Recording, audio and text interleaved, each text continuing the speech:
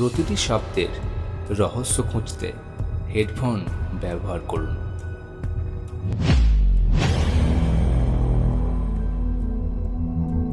আমরা কয়েকজন বন্ধু, কেউ পড়াশোনা করি, কেউ একসাথে কাজ করি, তবু একটা জিনিস আমাদের সবাইকে একসাথে বেঁধে রাখে, সেটা হলো নাটক আর গল্পের প্রতি ভালোবাসা। আর শার্লক হোমসের নাম শুনলেই সেই ভালোবাসা যেন আরও বেড়ে যায়। রহস্য, বুদ্ধি আর যুক্তির এই জগতে আমরা হারিয়ে যাই বারবার।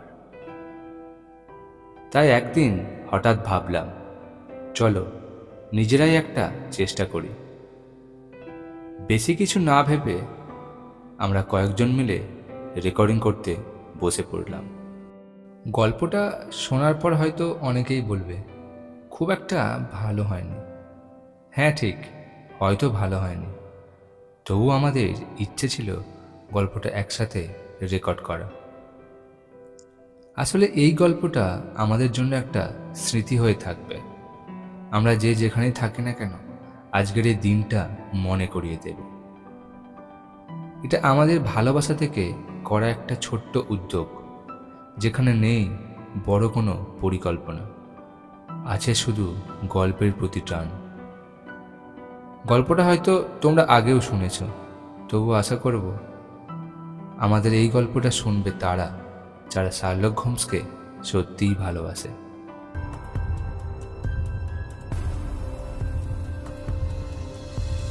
বিশ্ব রহস্য সাহিত্যের ইতিহাসে শার্লক হোমস এক অনন্য চরিত্র।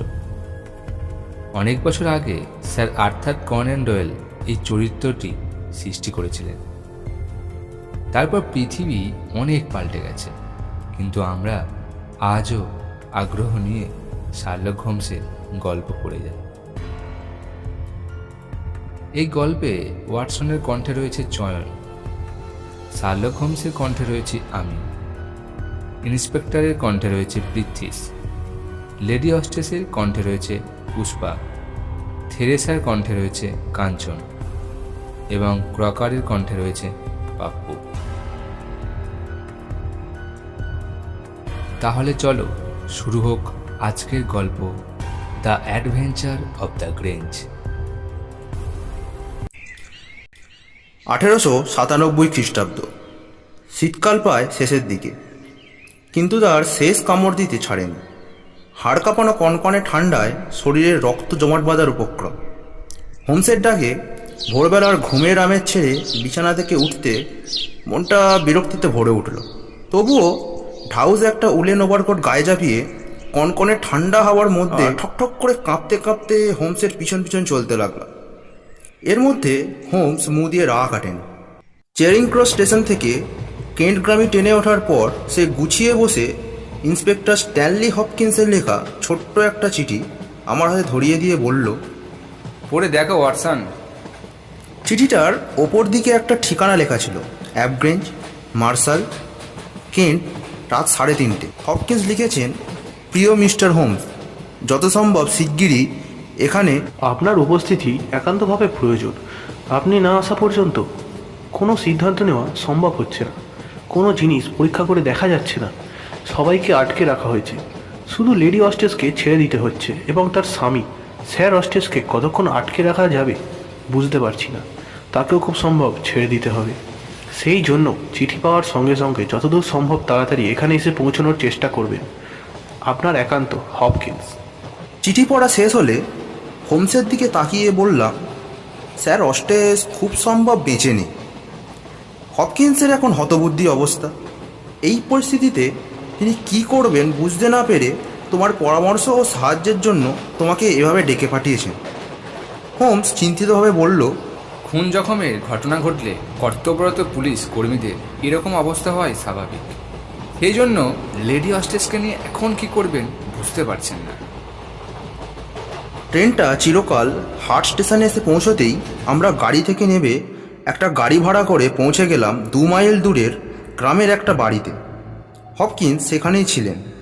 আমাদের দেখেই তার দুশ্চিন্তা অনেকটা কেটে গেছে বলে মনে হলো। তিনি আমাদের সাদর অভ্যর্থনা জানালেন। আপনাদের দুজনকে দেখেই খুব খুশি হয়েছি। লেডি অস্টেস দীর্ঘ সময় অজ্ঞান অবস্থায় পড়েছিলেন। জ্ঞান ফিরে আসার পর সবিস্তারে সমস্ত ঘটনা বর্ণনা করেছেন। আমার ধারণা লুইহ্যামের সিঁদের চোরদের কাজ এটা। কাদের কথা বলছেন? হোমস তার মত ব্যক্ত করল। সেই 3 র্যান্ডাল তো? হ্যাঁ, খুব সম্ভব 2 ছেলে আর তাদের বাবা এই ঘটনার সঙ্গে যুক্ত। প্রায় মাসখানেক আগে সিডেনহ্যামে যে ঘটনাটি ঘটেছিল তাতেও তারা জড়িত ছিল। প্রত্যক্ষদর্শীরা তাদের চেহারার যে বর্ণনা দেয় তাতে লেডি অস্টেসের বর্ণনার মিল আছে। এই দুর্ঘটনার পেছনে যে তাদের হাত আছে আর তারাই যে এর মূল পাণ্ডা সে ব্যাপারে আমি অনেকটাই নিশ্চিত। আচ্ছা, স্যার অস্টেস কি বেঁচে আছেন? হোমস জানতে চাইল। না, তিনি মারা গেছেন। মাথার খুলিটা একেবারে গুঁড়িয়ে দেওয়া হয়েছে। মৃত দেহটাতে এখনো পর্যন্ত হাতও দেওয়া হয়নি। ওটা ডাইনিং রুমে একইভাবে পড়ে আছে। একটু থেকে ইন্সপেক্টর হোমসের দিকে তাকিয়ে বলল, আমার মনে হয় লাশটা দেখার আগে লেডি অস্টেসের কাছ থেকে সমস্ত ঘটনা শুনে নিলেই ভালো হয়। বেশ, চলুন আগে লেডি অস্টেজের কাছ থেকে সমস্ত ঘটনাটা শুনে নেওয়া যাক। ইন্সপেক্টর আমাদের লেডি অস্টেসের বেডরুমে নিয়ে এলেন। একটা কৌচের ওপর আধশোয়া হয়েছিলেন। তিনি পরে আছেন গোলাপি রঙের একটা ড্রেসিং গাউন। অসাধারণ সুন্দরী, বয়সে তরুণ, চোখের দৃষ্টি উদ্ভ্রান্ত। সমস্ত মুখের মধ্যে স্পষ্ট হয়ে আছে ভয়ঙ্কর আতঙ্কের ছাপ। চোখের ওপর দিকটা অনেকটাই ফুলে উঠেছে। তাতে ওষুধ মেশানো হালকা গরম জলে সেক দিচ্ছিল এক বৃদ্ধা পরিচারিকা। আমাদের দিকে চোখ পড়তেই তিনি অস্থির হয়ে উঠে বসলেন। সে সময় তার ড্রেসিং গ্রাউন্ডের ঢিলে হাতাটা খানিকটা অপর দিকে উঠে যেতে হোমসের দিকে তাকিয়ে চিৎকার করে উঠল, ম্যাডামের হাতেও তো দেখছি মারাত্মক আঘাত লেগেছে। লেডি সঙ্গে সঙ্গে বলে উঠলেন, আঘাতের কারণ অন্য। গত রাতে ঘটনার সাথে এটার কোনো সম্পর্কই নেই। হপকিন্স আমাদের সঙ্গে পরিচয় করিয়ে দিয়ে বললেন, ইনি হলেন সুবিখ্যাত গোয়েন্দা মিস্টার শার্লক হোমস, আর ইনি তার সহকারী ও বন্ধু ডাক্তার ওয়াটসন। গতরাতে যে ভয়ঙ্কর দুর্ঘটনা ঘটে গেছে, আপনি দয়া করে তাকে সমস্ত কিছু খুলে বলুন। লেডি অস্টেস ঘটনার বর্ণনা দিতে শুরু করলেন। আপনাকে এই সমস্ত কথাই খুলে বলছি। যদিও স্বামীর সম্বন্ধে কিছু খারাপ কথা বলতে খুবই অস্বস্তি বোধ করছি, তবুও বলতে বাধ্য হচ্ছি, কারণ আমি চাই এই কর্মকাণ্ড নায়করা ধরা পড়ুক ও শাস্তি পাক। একটু থেমে তিনি আবার বলতে শুরু করলেন, জানেন, সবে বছর খানিক হলো আমাদের বিয়ে হয়েছে। আমার বিবাহিত জীবন সুখের হয়নি, কারণ আমার স্বামী ছিলেন মর্দ। মদের নেশা ছিল তার রক্তে। তিনি সর্বক্ষণ মদে চুর হয়েই থাকতেন। মাতাল হয়ে টলতে টলতে বাড়িতে ফিরতেন। এইরকম একজন হীন চরিত্রের স্বামীর সঙ্গে কোনো আত্মমর্যাদা সম্পন্ন স্ত্রীর জীবন কাটানো অসম্ভব। তবুও দুর্ভাগ্যই আমার, সেইভাবে জীবন কাটাতে আমি কিছুটা বাধ্য হয়েছিলাম এবং ওই চরিত্রের একজন স্বামীকে মানিয়ে নেওয়ার চেষ্টা করেছিলাম। কিন্তু গত রাতে চোখের সামনে যে ঘটনা ঘটে গেল, সেই রকম কোনো ঘটনার কথা আমি স্বপ্নেও ভাবিনি। জানেন, এই বাড়িতে নতুন একটি ব্লক তৈরি করা হয়েছে চাকরবাবুদের জন্য। তারা সেখানেই থাকে। মাঝের ব্লকটাই থাকি আমরা, ওপরের ঘরে আমরাই শুই। আমার খাস চাকরানি তেরেসা থাকে আমি যে ঘরে থাকি তার ঠিক ওপরের ঘরে। আমাদের এদিকে ব্লকটার অন্য কেউ থাকে না। তাছাড়া ব্লকগুলোর মধ্যে এতটাই দূরত্বের ব্যবধান যে একটা ব্লকের শব্দ অন্য ব্লকে শোনা যায় না। অপরাধীরা সেই সুযোগটাই নিয়েছিল বোধহয়। তাছাড়া তারা আগে থেকে এই ব্যাপারে খোঁজ খবরও নিয়েছিল, তাই নিজেদের কাজ হাসিল করে সরে পড়তে কোনো অসুবিধা হয়নি তাদের। রাত 10:30 নাগাদ স্যার অস্টেন টলতে টলতে নিজের শোয়ার ঘরে গিয়ে ঢোকেন। আমি এই ঘরে বসে অভ্যাস মতন একটি বই পড়ছিলাম, কিন্তু 11টা নাগাদ উঠে বাড়ির চারদিকটা প্রতিদিনকার মতন একবার দেখে নিতে শুরু করলাম, যদি কেউ কোথাও এদিক ওদিক লুকিয়ে থাকে আর কি। কারণ জানেন, বুঝতেই পারছেন, মাতাল স্বামীর উপরে নির্ভর করার কোনো কারণই ছিল না আমার। প্রথম দিকটায় কিছু নজরে না পড়লেও পরে জানালাটা বন্ধ করার জন্য যেই মুহূর্তে পর্দাটা একদিকে টেনে দিয়েছি, দেখলাম একজন মাঝবয়সী লোক আমার সামনে দাঁড়িয়ে আছে। লোকটা কে সেটা বোঝার জন্য যেই মোমবাতিটা তার মুখের সামনে তুলে ধরেছি, দেখলাম আরও 2জন লোক তার পিছনে দাঁড়িয়ে আছে। এই রকম 3জন অচেনা লোককে একই সময় বাড়ির মধ্যে দেখে ভয়ে আমার নিঃশ্বাস বন্ধ হয়ে আসা উপক্রম হলো। তবুও সাহস করে জিজ্ঞাসা করলাম, কে আপনারা? এখানে কি করছেন? এখানে আমাদের দরকার আছে, আমরা ভিতরে ঢুকবো। বলেই সে এমনভাবে আমার একটা হাত চেপে ধরলো, আমার হাতটা ভেঙে যাওয়ার মতন অবস্থা হলো। আমি যন্ত্রণায় চিৎকার করে উঠলাম। সঙ্গে সঙ্গে সে আমার মুখটা চেপে ধরলো, আর পিছনে একটা লোক এগিয়ে এসে আমার মুখে প্রচণ্ড জোরে একটা ঘুষি মারল। আমি ছিটকে পড়ে গেলাম মেঝের উপর। কিছুক্ষণের মতন আমার বোধহয় চেতনা লোপ পেয়েছিল। পরে দেখলাম ঘন্টা বাঁধার দড়িটা একটা ধারালো ছুরি দিয়ে কেটে নিয়ে একটা চেয়ারের সঙ্গে আমাকে বেঁধে ফেলল। মুখের মধ্যে একটা রুমাল ঠেসে ঢুকিয়ে দিল, যাতে আমি একটা শব্দও উচ্চারণ করতে না পারি। ভদ্রমহিলা দম নেওয়ার জন্য একটু থেমে আবার বলতে আরম্ভ করলেন। হঠাৎ দেখলাম আমার স্বামী ওক কাঠের একটা লাঠি হাতে ঘরে এসে ঢুকলেন। খুব সম্ভব সেই শব্দে তার ঘুম ভেঙে যায়। কোনো বিপদ হয়েছে মনে করে তিনি ওই লাঠিটা হাতে নিয়ে ছুটে এসেছিলেন। 3জন অপরিচিত লোককে বাড়ির মধ্যে দেখে তিনি জ্ঞান হারিয়ে লাঠি হাতে ঝাঁপিয়ে পড়েন তাদের উপর। সঙ্গে সঙ্গে মাঝবয়সী লোকটা চুল্লির পাশে পড়ে থাকা আগুন খোঁচাবার লোহার রডটা দিয়ে তার মাথায় প্রচণ্ড শক্তিতে আঘাত করেন। পলকের মধ্যে স্যার অষ্টে এক পা ঘুরে মেঝের উপর সশব্দে পড়ে যান। পরে থরথর করে কাঁপতে কাঁপতে স্থির হয়ে যায় তার শরীরটা। আমি প্রায় কয়েক মিনিটের জন্য জ্ঞান হারিয়ে ফেলেছিলাম। পরে আমার হুঁশ ফিরতে দেখলাম স্যার দুষ্কৃতিকারীরা পাশের আলমারি থেকে সমস্ত রূপোর বাসনগুলো নামিয়ে একটা বস্তার মধ্যে ভরে ফেলল। আমার চোখ আর কপালের অসহ্য যন্ত্রণা তাদের মুখগুলো ভালো করে দেখার সুযোগ পায়নি। তবে মাঝবয়সী লোকটার মুখে ছিল গালভর্তি দাড়ি।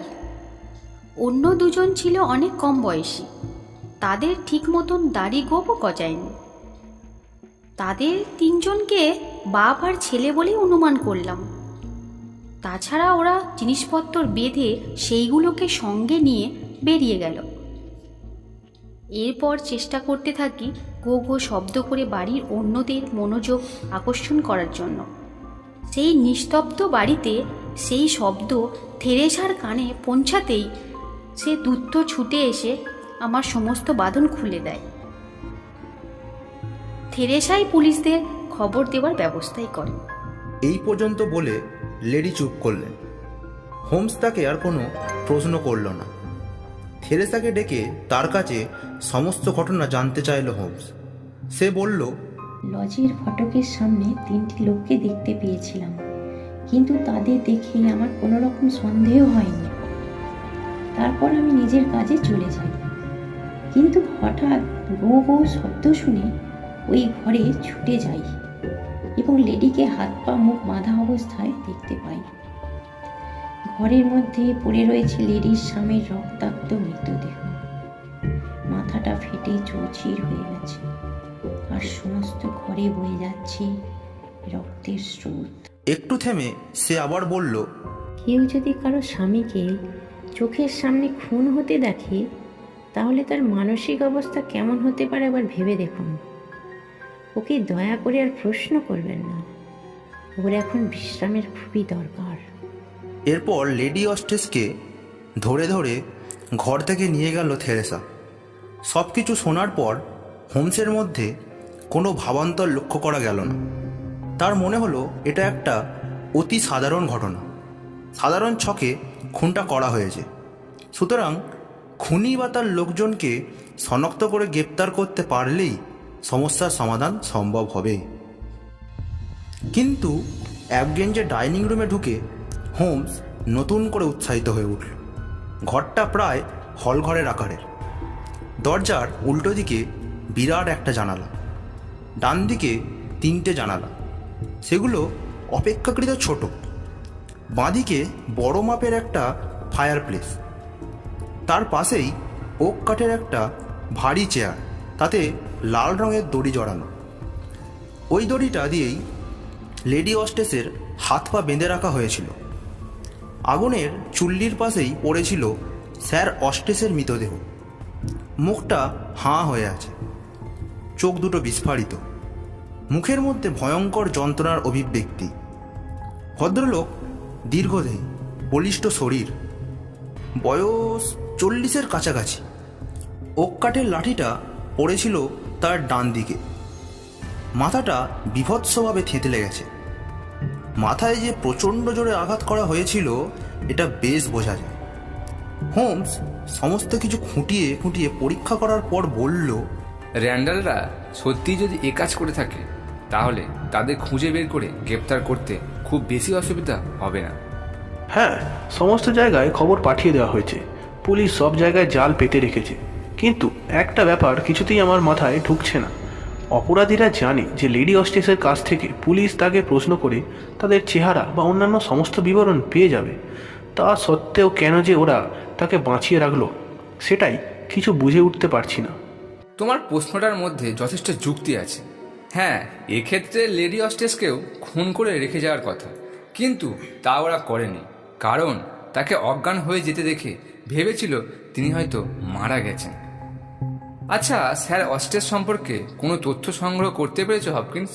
হ্যাঁ, স্বাভাবিক অবস্থায় উনি অত্যন্ত দয়ালু মানুষ হিসাবেই সুপরিচিত, কিন্তু মদ খাওয়ার পর তিনি আর মানুষের পর্যায়ে থাকতেন না। তার মধ্যে পাশবিক সমস্ত প্রকৃতি প্রকট হয়ে উঠত। সেই কারণে আমার মনে হয় তার মৃত্যুতে পরিবারের সকলে শান্তি স্বস্তিতে দিন কাটাতে পারবে। হোমস হপকিন্সের কথায় কোনো মন্তব্য না করে মনোযোগ দিয়ে দড়িটা পরীক্ষা করতে লাগল। কিছুক্ষণ পর সে বলল, অপরাধীরা ঘন্টার দড়িটা খুব জোরে টান দিয়ে ছিঁড়েছে, এতে ঘন্টাটা বেজে ওঠার সম্ভাবনা ছিল। কিন্তু এটা জানা সত্ত্বেও এমন একটা ঝুঁকি নিতে গেল কেন? ব্যাপারটা যে আমারও মাথায় আসেনি তা নয়। আমার মনে হয় বয়স্ক লোকটা আগে থেকে এবারের সমস্ত খবরাখবর জোগাড় করে রেখেছিল। সে জানতো বাড়ির সব চাকর বাকররা সে সময় তাদের জন্য তৈরি নতুন ব্লকটায় চলে যায়। সুতরাং এখানকার ঘন্টার শব্দ তাদের শুনতে পাওয়ার কথা নয়। এছাড়া আরও একটা সম্ভাবনার কথা মাথায় আসছে, এ বাড়ির চাকর বাকরদের মধ্যে কাউকে নিশ্চয়ই টাকা পয়সা দিয়ে হাত করেছিল। টেবিলের ওপর 3টি গ্লাস এবং তার মধ্যে তলানি খানিকটা করে মদ এবং পাশের একটা 2/3 মদ ভর্তি বোতল দেখে হোমস বলল, ওরা নিশ্চয়ই মদও খেয়েছিল। এছাড়া লম্বা ধরনের একটা ছিপিও পড়েছিল খোলা বোতলটার পাশে। ছিপিটা তুলে নিয়ে নিবিষ্টভাবে পরীক্ষা করল হোমস। কিন্তু এই ছিপি ওরা খুললো কি করে? হোমস হপকিন্সকে জিজ্ঞাসা করল। হপকিন্স এগিয়ে এসে আধখোলা ড্রয়ারটা পুরো খুলে কর্ক খোলার একটা স্ক্রু বের করে এনে হোমসের দিকে এগিয়ে দিল।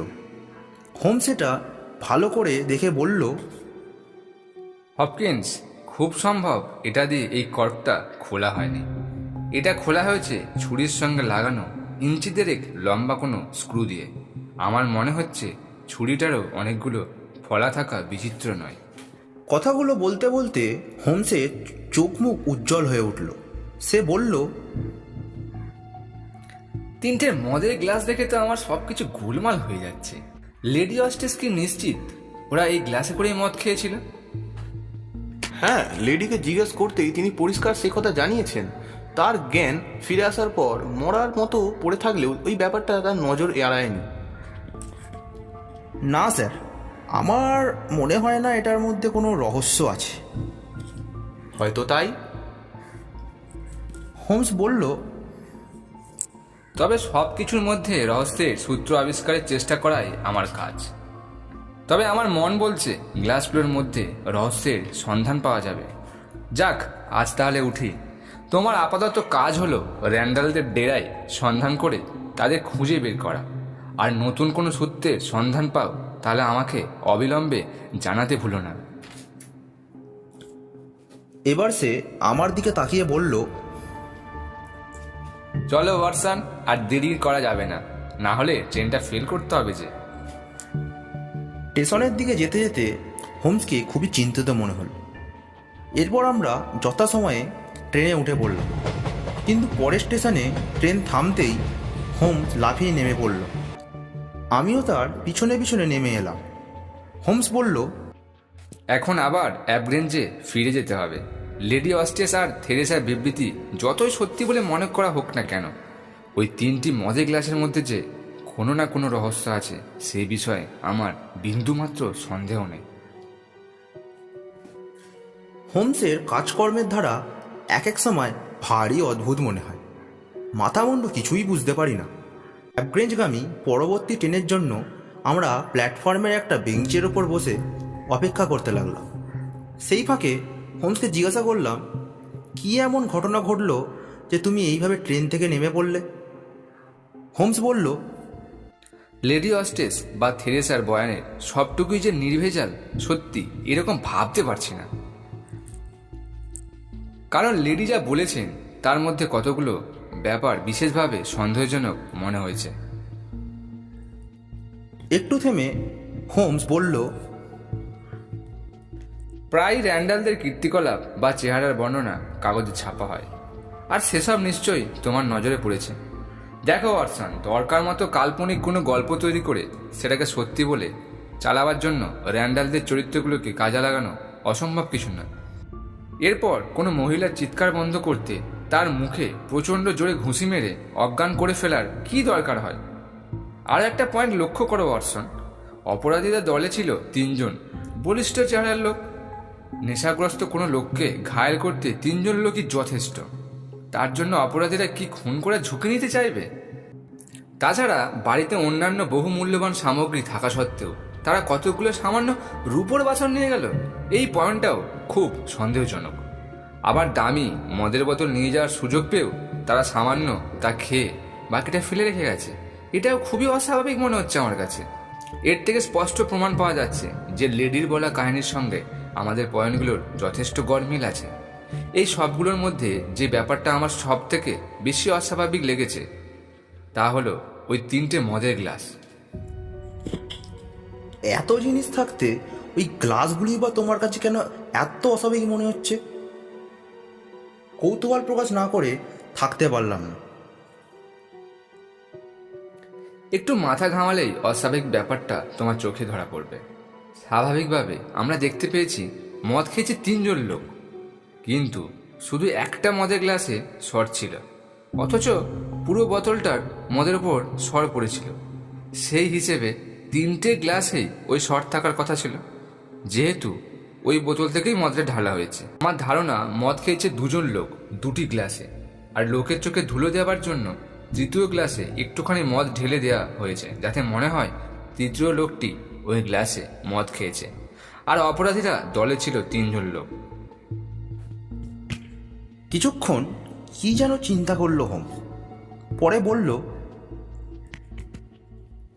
এর পিছনে কোনো একটা বিরাট চক্র কাজ করছে। সেই জন্য অন্য কারো বিবৃতিকে সঠিক বলে ধরে নেওয়া নিয়ে তদন্তের কাজ চালিয়ে যেতে হবে আমাদের নিজস্ব পদ্ধতি অনুযায়ী। তাছাড়া কিন্তু রহস্য ভেদ করা অসম্ভব হয়ে পড়বে। হোমস তার কথা শেষ করে উঠে দাঁড়িয়ে বলল, ট্রেন এসে গেছে, শিগগির উঠে পড়ো ওয়াটসন। হপকিন্স খুব সম্ভব আমাদের যাওয়ার কিছুক্ষণ পরেই হেডকোয়ার্টারে ফিরে গিয়েছিল।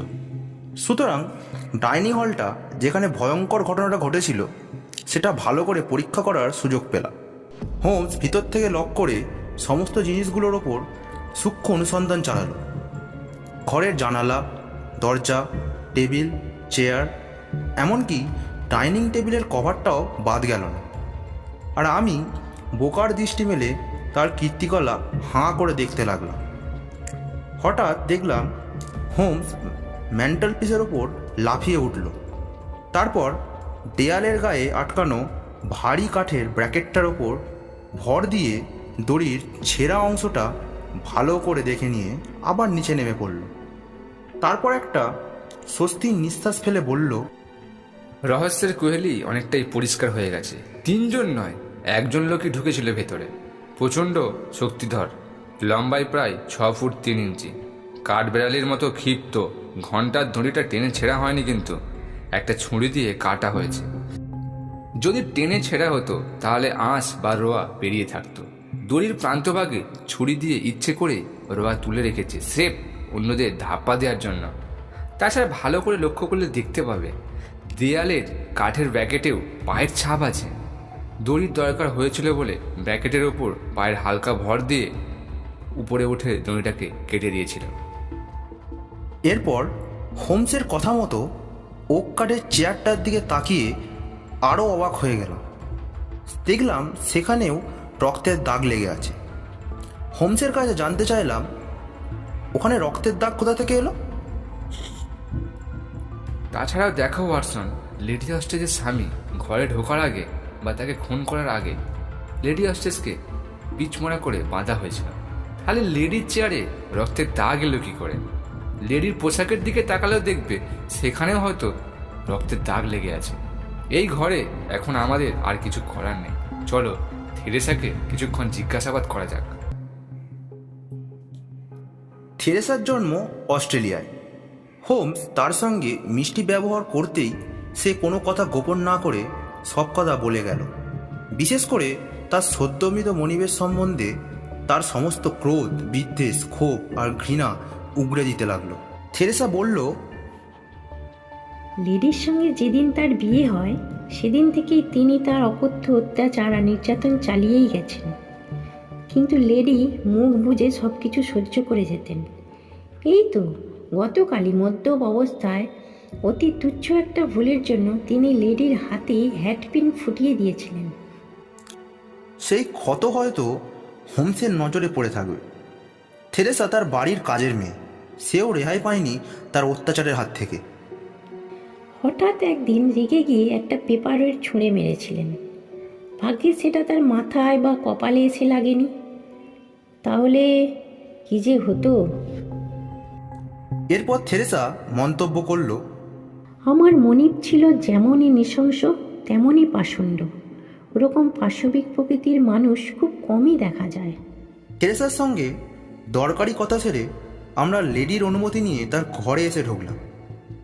তিনি অশ্রুভারাক্রান্ত মুখে একটা সোফার ওপর আশ্রয় হয়েছিলেন।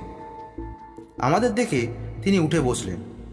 হোমস কোনো ভূমিকা না করেই বলল, আপনাকে বলতে বাধ্য হচ্ছি, যে ভয়ঙ্কর ঘটনা ঘটেছে সে সম্বন্ধে আপনি যে বক্তব্য রেখেছেন তা সম্পূর্ণ মিথ্যা এবং ভিত্তিহীন। সত্যি বলতে আপনি আমাদের শুনিয়েছেন আপনারই মস্তিষ্ক প্রসূত একটি কাহিনী। সেটা বুঝে নিতে আমার বিন্দুমাত্র অসুবিধা হয়নি। লেডি হোমসের কথা শুনে ভীষণভাবে বিভ্রান্ত হয়ে পড়লেন। তার সমস্ত মুখে ফুটে উঠল ভয়ঙ্কর এক আতঙ্কের ছাপ। হোমস তাকে অনুরোধ করল কোনো কিছু গোপন না করে সমস্ত কথা খুলে বলতে, কিন্তু তিনি তার কথার একটারও উত্তর দিলেন না। কয়েকবার অনুরোধ করার পরেও তিনি যখন কোনো কথা বললেন না, তখন হোমস হতাশ হয়ে ঘর থেকে বেরিয়ে এলো। এরপর চিন্তিতভাবে হাঁটতে হাঁটতে বাড়ির সামনের পার্কের একটা জলাশয়ের ধারে এসে দাঁড়ালো। দেখলাম জলের ওপরের স্তরে কোথাও কোথাও বরফ জমে আছে, কিন্তু মাঝখানে এক জায়গায় জমা বরফে একটা ছিদ্র। সেদিকে কিছুক্ষণ স্থির দৃশ্যে তাকিয়ে থেকে চিন্তিতভাবে বাড়িতে ঢোকার গেটের কাছে এসে দাঁড়ালো। তারপর হপকিন্সের নামে একটা চিরকুট লিখে দারোয়ানের হাতে দিয়ে বলল, হপকিন্স এলে আপনি তাকে এই চিরকুটটা দিয়ে দেবেন। এরপর হোমস আর আমি সেখান থেকে চলে এলাম। সেখান থেকে আমরা পলমলের কাছে একটা জাহাজের অফিসে এসে ম্যানেজারের সঙ্গে দেখা করলাম। অ্যাডিলেড সাদামার্টন নামের বিখ্যাত জাহাজ কোম্পানির অফিস। হোমস ম্যানেজারের কাছে জানতে চাইল দক্ষিণ অস্ট্রেলিয়া আর ইংল্যান্ডের মধ্যে যে জাহাজ যায় সেটা কত তারিখে ইংল্যান্ড থেকে যাত্রা শুরু করবে। ম্যানেজার দরকারি খবরটা জানানোর পরেও আরও কতকগুলো গুরুত্বপূর্ণ তথ্য দিলেন। তিনি জানালেন 1895 খ্রিস্টাব্দে বসবক নামের একটা মাত্র জাহাজ ইংল্যান্ড এসে পৌঁছয়। যাত্রী তালিকা ঘেঁটে মিস ফ্রেজার আর তার পরিচারিকার নাম পাওয়া গেল। জাহাজের অফিসারদের মধ্যে খোঁজ নিয়ে জানা গেল জাহাজের first officer mister Jack Crocker captain হিসাবে সম্প্রতি পদোন্নতি ঘটেছে। দিন তিনেক পরে তাকে অন্য একটা জাহাজের দায়িত্ব দেওয়া হবে এবং সেটা নিয়ে তিনি সাদাম্পটন থেকে সমুদ্র পাড়ি দেবেন। জ্যাক ক্রোকার সম্বন্ধে আরও কিছু তথ্য দিলেন ম্যানেজার ভদ্রলোক। ভদ্রলোকের আচার ব্যবহার অত্যন্ত ভদ্র ও মার্জিত, নিজের কর্তব্যে সর্বদাই অবিচল। তবে তার সবথেকে বড় গুণ হলো তার সততা। তবে তিনি একটু জেদি বা একগুঁয়ে প্রকৃতির। সেখানকার কাজ মিটিয়ে হোম চেরিং ক্রস টেলিগ্রাফ অফিসে এসে একজনকে একটা টেলিগ্রাফ করলো। কাকে টেলিগ্রাফ করলো বা কী বৃত্তান্ত তা নিয়ে আমি আর কোনো আগ্রহ প্রকাশ করলাম না। যা হোক, তারপর ট্রেন ধরে আমরা চলে এলাম ব্রেকার স্ট্রিটের নিজেদের আস্তানায়। হোমস পোশাক বদলাতে বদলাতে বলল, ওয়াটসন, তোমাকে একটা কথা জানিয়ে রাখা দরকার। লেডি অস্টেস হয়তো আমাদের সঙ্গে ভদ্র বা মার্জিত ব্যবহার করেননি, বা তিনি হয়তো সেদিনকার ঘটনা সম্পর্কে কল্পিত একটা কাহিনী শুনিয়েছেন।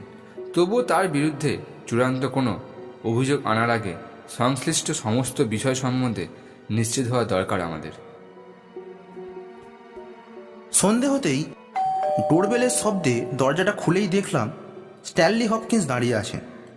তাকে সাদর অভ্যর্থনা জানালাম, কিন্তু কেসটা সম্বন্ধে তিনি যে নতুন তথ্য দিলেন তাতে যেভাবে আমরা কেসটা সাজিয়ে এনেছিলাম সেটা সম্পূর্ণ ভণ্ডুল হয়ে গেল।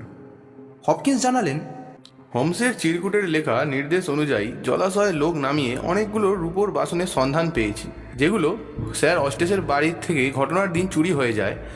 আমার অনুমান ভোরবেলা সেই সব বাসনকোসন আর জিনিসপত্র যাতে লোকজনের চোখে না পড়ে সেই জন্যই পুকুরের জলে ফেলে দেওয়া যায়, এবং ভেবেছিল সুযোগ মতো পরে একসময় সেখান থেকে তুলে নিয়ে যাবে। কিন্তু একথা ভেবে মিস্টার হপকিন্স অবাক হয়ে গেলেন যে হোমস কি করে জানতে পারলেন জলাশয়ের বাসনপত্র ফেলে দিয়ে গেছে অপরাধীরা। এরপর হপকিন্স জানালেন, র্যান্ডেল বাহিনীর লোকজনকে নাকি গতকাল নিউ ইয়র্কের থেকে গ্রেপ্তার করা হয়েছে, কিন্তু দুঃখের বিষয় এই চুরি বা খুনের ঘটনার সঙ্গে তাদের যে কোনো সম্পর্কই নেই এ কথা তারা স্বীকার করে নিয়েছে। সেই কারণে সমস্ত কেসটা ভীষণভাবে জটিল এবং রহস্যময় হয়ে উঠেছে আমার কাছে। হপকিন্সের পর অস্থিরভাবে পায়চারি করতে করতে প্রতিজ্ঞা করলেন, যে কোনো উপায়ে আমি এই কেসের রহস্যভেদ করবই করব। হপকিন্স বিদায় নিতেই হোমস বলল, এই কেসটা তদন্ত করে যেসব সূত্রের সন্ধান পেয়েছি বা তথ্য আবিষ্কার করেছি সেগুলো সম্বন্ধে নিশ্চিত না হওয়া পর্যন্ত সব কিছু হপকিন্সের কাছে গোপন রাখতে চাই। এই মুহূর্তে তাকে সব কিছু জানিয়ে দিলে একজন সরকারি গোয়েন্দা হিসেবে সে সেগুলোকে কাজে লাগাবে, আর গোটা মামলাটা তখন আমাদের ধরাছোঁয়ার মধ্যে থাকবে না। কিন্তু তোমার ব্যাপারগুলো তো দেখছি একইভাবে ঝুলে রয়েছে। কবে যে সেসবের ফয়সলা হবে বুঝতে পারছি না। হোমস নাটকীয় ভঙ্গিতে বলল, খুব বেশি দেরি নেই বন্ধু, খুব বেশি দেরি নেই। যবনিকা ওঠার সময় হয়ে এসেছে। কিছুক্ষণের মধ্যে একটা জমজমাট নাটক দেখার জন্য তৈরি হও। কিছুক্ষণের মধ্যে মিসেস হবসন অর্থাৎ হোমসের পরিচারিকা যাকে নিয়ে ঘরে ঢুকলেন তিনি হলেন ক্যাপ্টেন জ্যাক ক্রকার। যেমন লম্বা তেমন বলিষ্ঠ স্বাস্থ্য। হোমস তাকে অভ্যর্থনা জানিয়ে বসার জন্য অনুরোধ করল। পরে হোমস বলল, আমার টেলিগ্রামটা নিশ্চয়ই পেয়েছেন মিস্টার ক্রোকার। মিস্টার ক্রোকার একটা হাতলওয়ালা চেয়ারে বসতে বসতে বললেন, আমি আপনার টেলিগ্রাম পেয়েই চলে এসেছি। আপনার টেলিগ্রাম পেয়েই আঁচ করতে পেরেছিলাম। পরিস্থিতি এখন আমার আর অনুকূলে নেই, সমস্ত আয়ত্তের বাইরে চলে গেছে। আমি আপনার কাছে এসে পৌঁছেছি। আপনি আপনার খুশি মতো আমার বিরুদ্ধে যে কোনো ব্যবস্থা নিতে পারেন।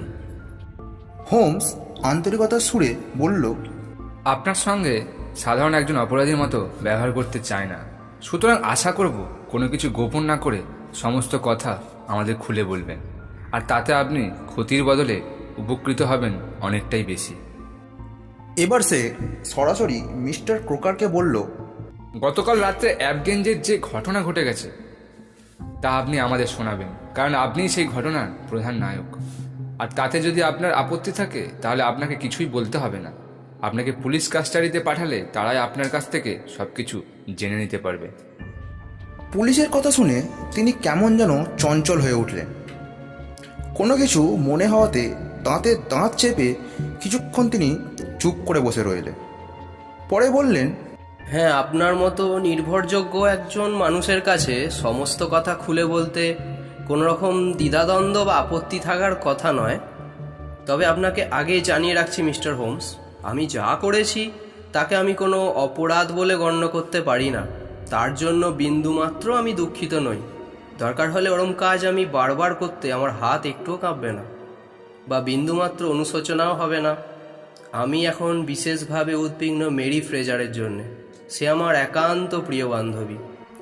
একটু থেমে ক্যাপ্টেন আবার বলতে শুরু করলেন, রক অ্যান্ড জিব্রাল্টার নামের একটি জাহাজে আমি ফার্স্ট অফিসার হিসেবে কাজ করতাম। মেরি ফ্রেজারের নামে সুন্দর এক মিষ্টি মেয়ে সেই জাহাজে উঠে সাগর পাড়ি দিয়েছিল। সেই জাহাজেই তার সঙ্গে আমার প্রথম পরিচয়। তারপর থেকে ওর প্রতি সর্বদাই ভীষণ এক আকর্ষণ অনুভব করতাম। একসময় বুঝতে পারলাম ওকে আমি সমস্ত অন্তর দিয়ে ভালোবেসে ফেলেছি।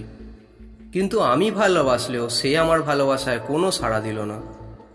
তবে হয়তো ও আমাকে ভালোবাসেনি, কিন্তু আমার দিকে বন্ধুত্বের হাত বাড়িয়ে দিতেও ভোলেনি। আমরা যখন পরস্পরের থেকে আলাদা হয়ে গেলাম তখন কিন্তু ওর কথা আমি এক মুহূর্তের জন্যও ভুলে যাইনি। সর্বদাই ওর কথা, ওর চিন্তা আমার মনটাকে আচ্ছন্ন করে রেখেছিল। এতদিনে বুঝতে পেরেছিলাম সত্যিকারের প্রেম বা ভালোবাসা কাকে বলে। কিন্তু যতই ওর ভাবনায় আমি মগ্ন হয়ে থাকি, ও যে কোথায় আছে তা জানতে পারিনি। অনেক রকমভাবে ওর সন্ধান করে বেরিয়েছি, কিন্তু ওর খোঁজ পাওয়া আমার পক্ষে সম্ভব হলো না। এর মধ্যে আমি ফার্স্ট অফিসার থেকে ক্যাপ্টেন পদে উন্নীত হলাম। নতুন জাহাজে আসা পর্যন্ত অপেক্ষা করতে গিয়ে আমাকে স্টে করতে হলো মিডলহ্যামে আমার এক আত্মীয়ের বাড়ি। দম নেওয়ার জন্য কয়েক মুহূর্ত চুপ করলেন ক্যাপ্টেন ক্রকার।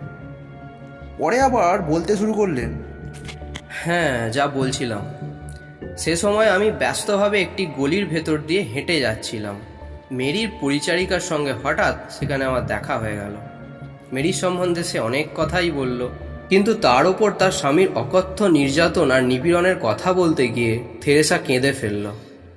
যখন তখন তাকে মারধর করে, হাতে হ্যাটপিন ফুটিয়ে হাত থেকে রক্ত বার করে দেয়। থেরেসার কাছে মেরির ওপর অত্যাচারের কথা শুনে ক্রোধে দিশাহারা হয়ে পড়লাম।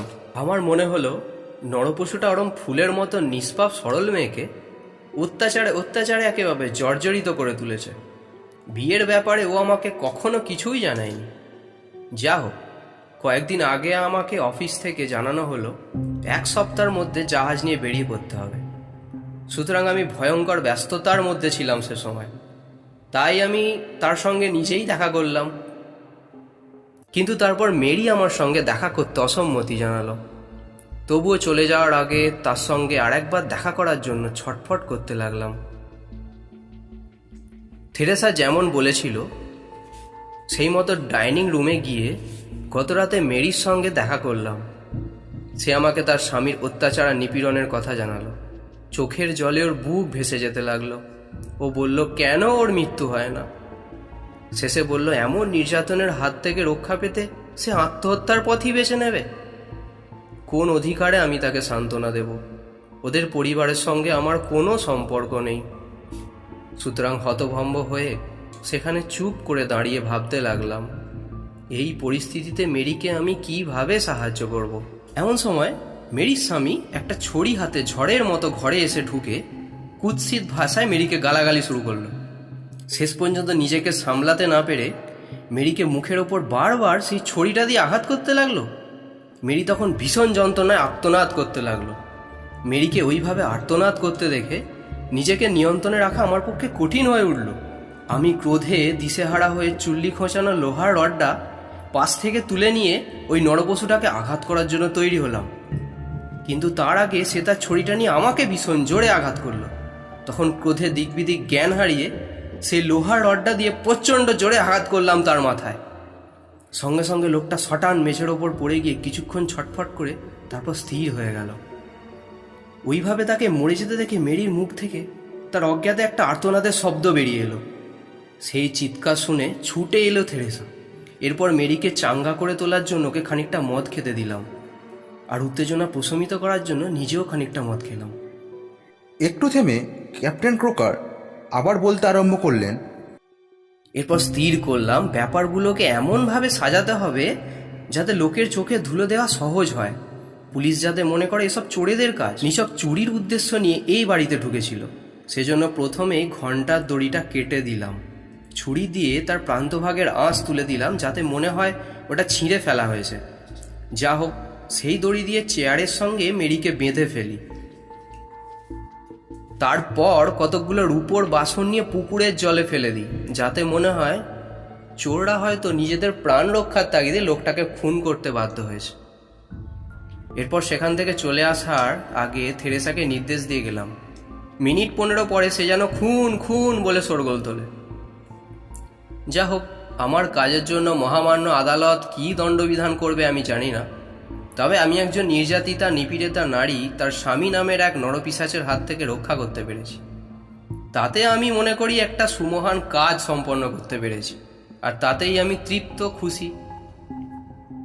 একটু থেমে তিনি হোমসকে কাতর মিনতি করে বললেন, যাতে মেরির গায়ে এসব ঝামেলার সামান্যতম আঁচ না লাগে, সেই দায়িত্ব আপনার নিজের কাঁধে তুলে নেওয়ার জন্য আপনাকে আমি স্বনির্বন্ধ অনুরোধ জানাই। সব শুনে হোমস বলল, সমস্ত তথ্য বিশ্লেষণ ও অনুসন্ধান করে আমি যেসব সূত্র আবিষ্কার করেছি তা আপনার বিবৃতির সঙ্গে সম্পূর্ণ মিলে গেছে। আপনি লেডি অস্টেসকে চেয়ারে বাঁধার সময় যেভাবে গিঁট দিয়েছিলেন তা দেখে আমি পরিষ্কার বুঝতে পেরেছিলাম এ নিশ্চয়ই কোনো নাবিকের কাজ। নাবিক ছাড়া এরকম গিঁট দেওয়া অন্য কারো পক্ষে সম্ভব নয়। আর এটাও জেনেছিলাম বিয়ের আগে রক অব দ্য জিব্রাল্টার নামে জাহাজের ফার্স্ট অফিসার মিস্টার জ্যাক ক্রোকারের সঙ্গে মিস মেরি ফ্রেজারের একটা সম্পর্ক গড়ে উঠেছিল। একটু দম নিয়ে হোমস আবার বলতে শুরু করলো, লেডি অস্টেসকে জিজ্ঞাসাবাদ করার সময় বুঝতে পেরেছিলাম তিনি খুনির সম্বন্ধে অনেক কিছু গোপন করেছেন বা তাকে আড়াল করতে চাইছেন। আর তখনই পরিষ্কার হয়ে গেল যে নাবিকটিকে তিনি সমস্ত অন্তর দিয়ে ভালোবাসেন। যা হোক, আপনাকে নিশ্চিত আশ্বাস দিয়ে বলতে পারি পুলিশের পক্ষে কখনো এই কেসে নিষ্পত্তি করা সম্ভব হবে না। সুতরাং আমার সিদ্ধান্তই বলবৎ থাকবে। আক্রমণকারীর হাত থেকে আত্মরক্ষা করতে অন্য সকলে যা করত বা করা উচিত হতো আপনি তাই করেছেন। সুতরাং আপনার প্রতি আমার পূর্ণ সহানুভূতি আছে। এবার হোমস আমার দিকে তাকিয়ে বলল, ওয়াটসন, এই কেসের ব্যাপারে নিশ্চয়ই মিস্টার ক্রোকারকে দোষী সাব্যস্ত করা যায় না। হ্যাঁ, তুমি কি বলো? আমি বললাম উনি সম্পূর্ণ নির্দোষ। এবার মিস্টার ক্রোকারকে উদ্দেশ্য করে হোমস বলল, এবার সমস্ত বাধা অপসারিত হয়েছে। আপনি এবার বিরহপীড়িত প্রেমিকার সঙ্গে মিলিত হয়ে আপনার বিরহ যন্ত্রণাকে প্রশমিত করুন। ঈশ্বরের কাছে প্রার্থনা করি আপনাদের দাম্পত্য জীবন সুখ, শান্তি, সমৃদ্ধি আর আনন্দে পূর্ণ হয়ে উঠুক। ক্যাপ্টেন ক্রোকার এরপর হোমসের হাত দুটো জড়িয়ে ধরে আবেগরুদ্ধ স্বরে বললেন, মিস্টার হোমস, আপনি আমাকে যে কৃতজ্ঞতার বাঁধনে বেঁধে রাখলেন সেই ঋণ এই জীবনে পরিশোধ করতে পারবো না। মৃত্যুর মুহূর্ত পর্যন্ত আপনার কথা, আপনার নাম আমি উচ্চারণ করতে থাকব।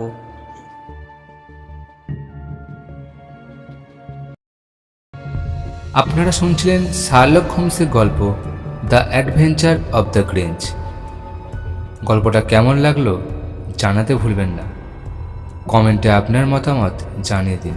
আমরা কিন্তু অপেক্ষায় থাকবো।